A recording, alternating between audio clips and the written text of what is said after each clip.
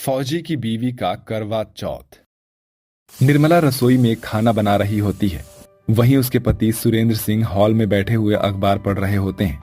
निर्मला बार बार रसोई में झांकते हुए दरवाजे की तरफ देख रही होती है। निर्मला जी, आपके बार बार दरवाजे पर देखने से आपका बेटा बॉर्डर छोड़कर कल की जगह आज ही घर तो नहीं आ जाएगा ना? निर्मला और सुरेंद्र की एक ही संतान है, जो है फौजी रणजीत सिंह, जो साल में एक बार अपने घर लौटता है। अपने बेटे के आने की खुशी में निर्मला हर माँ की तरह सब कुछ अपने बेटे की पसंद का बनाती है। तभी फौजियों की एक जिप्सी दरवाजे के बाहर तक उसे छोड़ जाती है। तभी अपने बेटे को देख निर्मला की आंखों में खुशी के आंसू भर आते हैं। प्रणाम माँ, कैसे हो? अपने बेटे से दूर होकर भला एक माँ कैसी हो सकती है? साल भर में तो सिर्फ एक बार घर लौटता है और कभी कभी तो साल में भी नहीं आता। इस बार मैं तेरी शादी करा के ही भेजूंगी, फिर तो माँ के लिए नहीं तो बीवी के लिए तो करवा चौथ पर घर आएगा। अगले दिन वो रणजीत को लेकर लड़की देखने के लिए हरीश नाथ के घर आते हैं। जी नमस्ते, आइए बैठिए ना यशोदा जी। संध्या बिटिया को ले आइए। संध्या सर नीचे किए पलके झुकाए उनके सामने आकर दोनों के पैर छूती है और हिचकिचाते हुए उन्हें चाय नाश्ता परोसती है। और अब बारी रंजीत की आती है। जी, शक्कर कितनी डालूं? जी बस 2 चम्मच। संध्या हल्की सी नजर उठाकर रंजीत को देखती है। 6 फुट कद और हट्टे कट्टे शरीर के साथ चौड़े कंधे उसके फौजी होने के परिचय के लिए काफी था।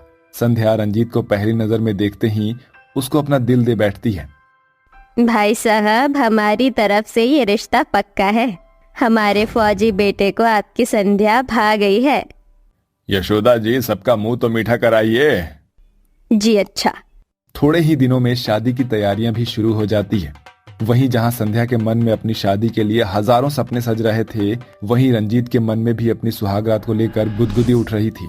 देखते ही देखते शादी का दिन भी आ जाता है और बड़े ही धूमधाम से दोनों की शादी हो जाती है और संध्या एक फौजी की बीवी बन जाती है, जहां वो अपने सुहाग की सेज पर बैठी होती है। तभी फौजी रंजीत कमरे में आता है और घूंघट ओढ़े बैठी संध्या के करीब आता है और घूंघट में बैठी अपनी बीवी की तरफ देखकर गाता है। घूंघट में चांद होगा, आंचल में चांदनी, चुपके से देखेगी साजन को सजनी। रंजीत की आवाज जैसी भी रही हो, मगर उस गीत में भरा उसका प्यार देखकर संध्या ने आगे बढ़कर उसे गले से लगा लिया। अजी सच कहूँ तो मुझे लगा था एक फौजी की बीवी बनकर पता नहीं मुझे कितना अनुशासन में रहना पड़ेगा, मगर आपके दिल में प्यार भरा देखकर मेरा सारा डर दूर हो गया। संध्या, एक देशभक्त फौजी के दिल से ज्यादा प्यार और किसी में भी नहीं हो सकता। तभी तो वो जंग लड़ते लड़ते भारत माता के लिए अपनी जान तक कुर्बान कर देता है। अजी ये कैसी बातें कर रहे हैं आप? अभी अभी तो हमारी शादी हुई है। शुभ शुभ बोलिए, भगवान करे आपको मेरी भी उम्र लग जाए। सच कहूं तो मुझे अपनी किस्मत पर यकीन नहीं हो रहा है संध्या, कि तुम अब मेरी हो गई हो, फौजी रंजीत सिंह की। आखिर वो घड़ी आ ही गई जिसका हम दोनों इंतजार कर रहे थे। इसके बाद दोनों उन लम्हों में खो जाते हैं। रंजीत उन लम्हों को वहीं पर रोक लेना चाहता था। दोनों ने ढेरों बातें की और सुबह हो गई। संध्या बड़ी खुशी से खाना बनाकर अपने सास ससुर और पति को परोसती है। तभी निर्मला उनके घूमने फिरने की बात छेड़ती है। रंजीत बेटा, तेरी और बहू की नई नई शादी हुई है, तुम दोनों जाकर कहीं घूम आओ। हाँ माँ, मैं भी यही सोच रहा था। ठीक है, मैं ऑनलाइन टिकट बुक कर लेता हूँ। जैसे ही टिकट बुक करने के लिए रंजीत अपना फोन उठाता है तो उसके फोन पर बॉर्डर से कॉल आ जाता है। माँ, मुझे जाना होगा माँ।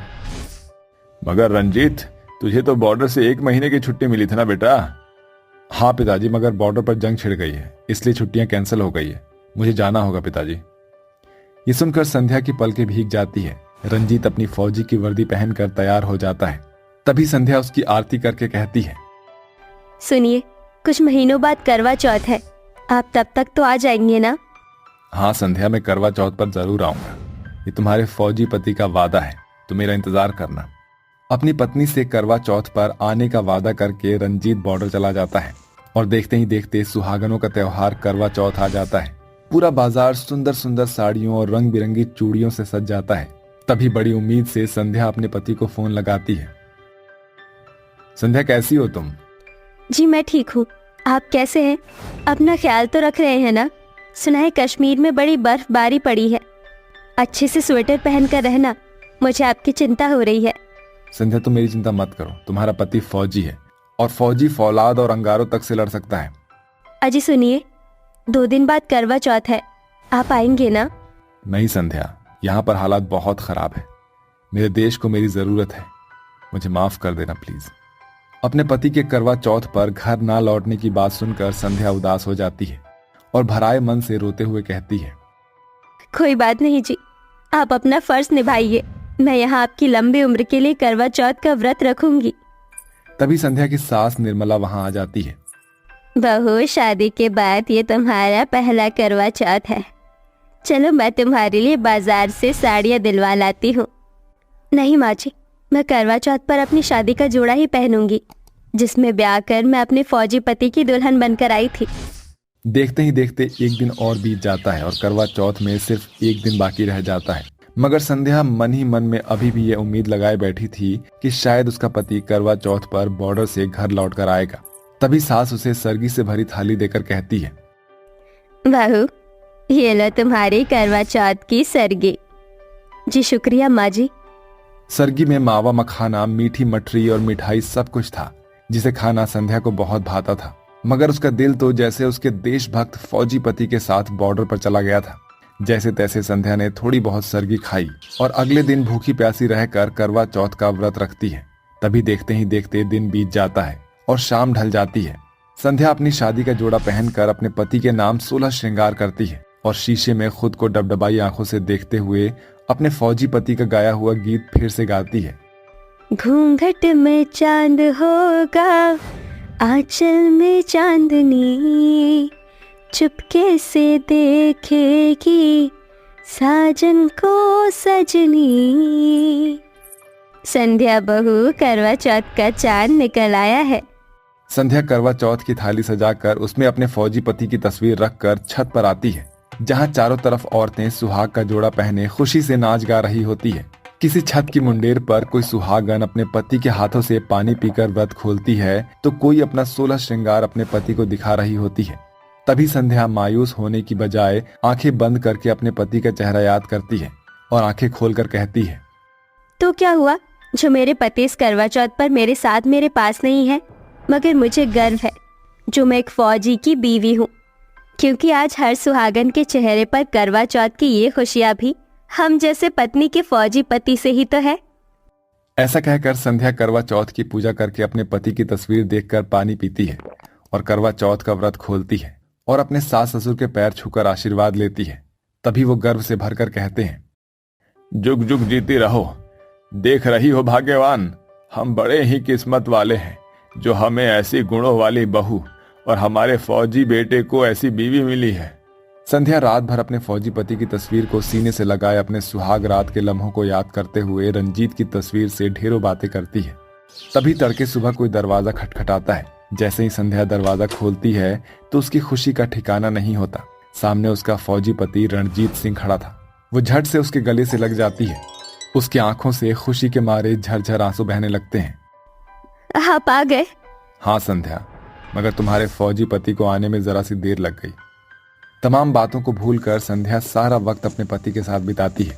एक फौजी की पत्नी बनकर जीना एक बीवी के लिए बड़े गर्व की बात है, मगर एक कड़वा सच ये भी है कि उस सुहागन के मांग में लगे फौज के नाम का सिंदूर भी कब तक उसके मांग में है ये वक्त भी नहीं जानता। और एक फौजी की बीवी को अपने पति से ज्यादा उसकी तस्वीर के साथ अपनी जिंदगी बितानी पड़ती है। दीपक सरोज का इकलौता बेटा था जिसे वो पढ़ने के लिए शहर भेज देती है। शहर में पढ़ने के बाद दीपक इंटरनेशनल कंपनी में काम करने लगता है, जहां एक विदेशी लूलिया नाम की लड़की से उसे मोहब्बत हो जाती है और उसे वो शादी कर लेता है। शाम को लूलिया डिनर बनाकर दीपक को देती है। दीपक, तुम माजी से मेरी मुलाकात कब करवाओगे? क्या तुम्हें उनकी याद नहीं आती है? ऐसी बात नहीं है लुलिया, मुझे माँ की याद आती है, बस काम के चक्कर में जा नहीं पा रहा। लेकिन अब सोच रहा हूँ तुम्हें माँ से मिलवाता ही हूँ। नवरात्रि का मौका आ रहा है, माँ खुश हो जाएगी। और तुम्हारा भी तो मन है कि तुम इंडियन कल्चर से साड़ी पहनो और फेस्टिवल को सेलिब्रेट करो। Right, so when we go? Tomorrow flight. तुम रह लोगी ना गांव में, मेरा घर वहीं है। ऑफ कोर्स दीपक, मैं तो चाहती हूँ कि उस जगह को एंजॉय करूँ, cause फ्रेश एयर, एनिमल्स और लोग, बहुत अच्छा लगता है वहाँ पर, मैंने देखा है वीडियो में। ये कहकर अगले दिन दोनों मुंबई की फ्लाइट से यूपी के अपने घर पहुंच जाते हैं, जहां विदेशी बहू साड़ी पहनकर चौखट पर खड़ी थी और दीपक हाथों में तोहफे लिए कहता है, माँ देखो तो कौन आया है, आपका बेटा, आपका दीपक। तभी दीपक की आवाज सुनकर उसकी माँ सरोज और बहन सुमन दौड़े चले आते हैं। माँ देखो तो भैया आ गए हैं, कितने साल से आपको नहीं देखा है, पूरे 5-6 साल हो गए हैं। हाँ बेटा, दीपक मेरा बच्चा, मेरा चांद का टुकड़ा, मेरा लल्ला, पता है तुझे देखे बिना मेरा एक एक दिन कैसा जा रहा था। और ये मेरी बहू है ना? हाँ आपकी बहू है, दरअसल मैंने लूलिया से शादी की है। लूलिया, ये कैसा नाम है, जैसे ये लू लेकर आई है। खैर, मेरी बहू तो बड़ी बतासे जैसी गोरी चिट्टी है। अगर ये अंग्रेजन है तो वहां तो सब अंग्रेजी में ही बात करते होंगे, तो हमें एक दूसरे की भाषा कैसे समझ आएगी? माँ जी, उसकी चिंता आप मत कीजिए, मेरे को हिंदी बोलना भी आती है। हमारी शादी को 1 साल और मिले हुए 3 साल हो गए हैं, तो इनसे बात करते करते मुझे हिंदी आ गई है।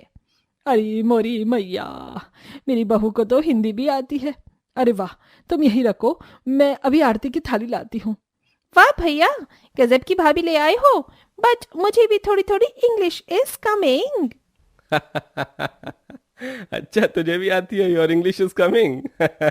Don't worry Deepak, I am here, मैं सुधार दूंगी। फिर सरोज अपनी बहू बेटों का गृह प्रवेश करती है। अगले दिन लूलिया लाल साड़ी में हाथों में चूड़ा पहनकर सरोज के पास आती है और उसके पैर छूती है। माँ जी प्रणाम, आज तो फर्स्ट नवरात्रि है ना, उसकी तैयारी कैसे होती है माँ जी, बताइए ना, मुझे सब कुछ करना है, आई रियली वॉन्ट दिस। ठीक है, मैं तुझे बताती हूँ। देख, माता रानी की 9 दिन तक सेवा की जाती है, कन्याओं को बहुत सम्मान दिया जाता है, वैसे तो हमेशा देना चाहिए, और पूरे श्रद्धा के साथ 9 दिन तक व्रत करना पड़ता है, जो तुम्हारे में बोलते हैं फास्ट। 9वें दिन 9 कन्याओं को बिठाकर कंजिका खिलाई जाती है, समझी?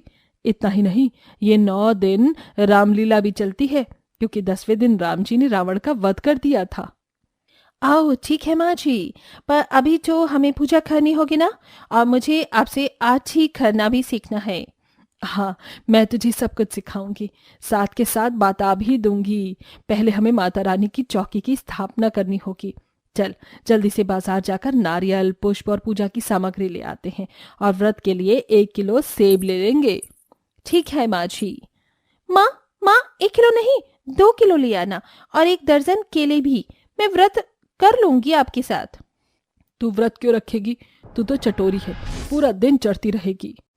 नहीं माँ, मुझे भी रखना है व्रत, और मैं भी जरूर रखूंगी। ठीक है, हम दोनों आते हैं, जब तक तू मंदिर की एक बार अच्छे से सफाई और कर दे। ओफो, अब करना पड़ेगा क्या? फिर दोनों सास बहू बाजार जाकर माता रानी की मूर्ति और पूजा की सामग्री ले आते हैं, जिसके बाद सास उसे माला पिरोना और मंदिर सजाना और बाकी चीज बताती है। चलो, पूजा की तैयारी हो गई है। बहू, मैं जैसे बोल रही हूँ तो पीछे पीछे गाना। छी माँ छी, बोलो श्री दुर्गे मैया की जय, जय अम्बे गौरी मैया, जय श्यामा गौरी, तुमको निश दिन ध्यावत हरि ब्रह्मा शिवरी, ओम जय अम्बे गौरी। ओम जय अम्बे गौरी मैया, जय श्यामा गौरी, तुमको निश दिन ध्यावत हरि ब्रह्मा शिवरी, ओम जय अम्बे गौरी। शेरा वाली दाबुल साची दरबार की जय, पहाड़ों वाली माता की जय, नवदुर्गे माँ की जय। ले बहू, माता रानी को ये भोग लगाकर प्रसाद सबको बांट दे। छी माँ छी। सुनो, मुझे जल्दी दे दो, ऑफिस के लिए लेट हो रहा है। लीजिए। फिर प्रसाद लेकर दीपक ऑफिस चला जाता है, और 2 घंटे बाद सुमन मंदिर से 2-3 फल लेकर खा रही होती है। तभी अंग्रेजन भाभी कहती है, जी यहाँ पे इतने सारे फल क्यों खा रही हैं? माँ जी ने कहा था अगर फास्ट में बार बार खाते हैं तो व्रत माने नहीं होता। भाभी, अपने आप को ज्यादा रिवाज वाली मत समझिए। माँ ने ये भी कहा था कि श्रद्धा से व्रत रखना है। मैंने तो श्रद्धा से ही रखा है। अब नहीं खाऊंगी और बेहोश हो गई तो 9 दिन तक कैसे रहूंगी व्रत? इसीलिए टोकी मत। और सुनिए, माँ साबूदाना लेकर आई होंगी, उनसे पूछकर या यूट्यूब पर देखकर साबूदाने की खिचड़ी बना दीजिए। ठीक है, दे दे।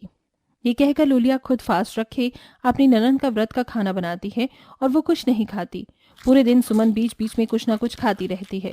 रात को पूजा करने के बाद सास कहती है, बहू तूने सुबह से कुछ नहीं खाया ना, ये ले चाय और व्रत के आलू की चिप्स, ये खा ले।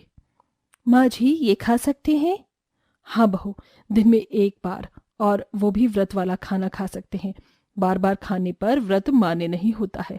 मैं तेरी ननंद का कुछ नहीं कर सकती हूँ, वो देसी होकर भी देसी नहीं है, और तू तो विदेश से आई है, फिर भी सारे रीति रिवाज अच्छे से करती है। अच्छा माँ जी, मुझे भजन गीत बताइए ना, ताकि खल में गाऊं। ठीक है बहू, तो सुन। शेर पर सवार होकर आजा शेरा वालिए, सोए हुए भक्तों को जगा दे शेरा वालिए, शेर पर सवार होके आजा शेरा वालिए। अरे वाह माँ जी, मैं भी खाऊंगी। शेर पर सवार होके आजा शेरा वालिए। इस तरह 9 दिन तक सरोज लूलिया को सब कुछ बताती है और बहू पूरे आदर सम्मान तरीके से रीति रिवाज के साथ 9 दिन तक माता रानी की सेवा करती है, प्रसाद बनाती है, पूजा करती है। वहीं ननंद पूरे टाइम व्रत रखने के बाद भी खाना खाती रहती थी और अपनी अंग्रेजन भाभी को परेशान करने के लिए बार बार रसोई में भेजती थी, घर के काम भी करवाती थी। फिर 9वें दिन अंग्रेजन बहू सास के बताए तरीके से 9 कन्याओं के पैर धोकर उनके तिलक करती है, खाना खिलाती है, पैर छूती है। बहू बच्चों की प्लेट से पूरी खत्म हो गई है, और रख दे। जी माँ जी। और सुमन तुझे अकल नहीं है? ये नहीं अपनी भाभी के साथ हाथ बटाते, वो बच्चों के लिए खाना बना रही है, तू कम से कम परोस तो सकती है ना। या वो भी नहीं, क्या फायदा तेरे नवरात्रि के ऐसे व्रत रखने का जब तेरे मन में कोई श्रद्धा नहीं है। तो सीख अपनी भाभी से, अंग्रेजन होने के बाद भी कितने अच्छे से मन से कर रही है, और एक तू है। माँ आपके कहने से मैं काम कर दूंगी, लेकिन जब मैं दिल से ही वो काम नहीं कर रही तो ये तो जबरदस्ती हुई ना। कोई बात नहीं माँ जी, मैं कर रही हूँ। फिर अंग्रेजन बहू बच्चों को खाना परोस देती है और उन्हें तोहफे और कुछ पैसे देती है, जिसके बाद वो अपने घर चले जाते हैं।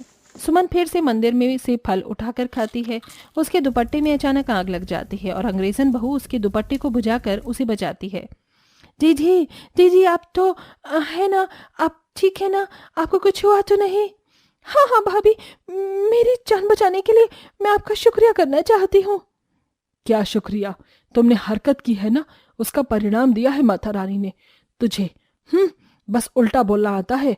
बेटा जो तू कर रही है ना, माता रानी उससे खुश बिल्कुल नहीं हुई। तूने तो व्रत का मतलब ही बदल दिया। भले ही तू माता रानी के लिए व्रत न रखती, लेकिन 9 दिन नियम से तो रह सकती थी, वो भी नहीं किया तूने, इसीलिए तेरे साथ ऐसा हुआ है। अपनी भाभी से कुछ सीख, उसने कोई कसर नहीं छोड़ी, पूरी भक्ति दिखाई है। आप बिल्कुल ठीक कह रही हैं, मुझसे बहुत बड़ी गलती हो गई है माँ। भाभी, हे माता रानी मुझे क्षमा करना, मैंने सबको उल्टा बोला और कोई काम नहीं किया, लेकिन अगले साल से मैं बिल्कुल भाभी की तरह ही श्रद्धा से नवरात्रि की व्रत रखूंगी और मदद भी करूंगी।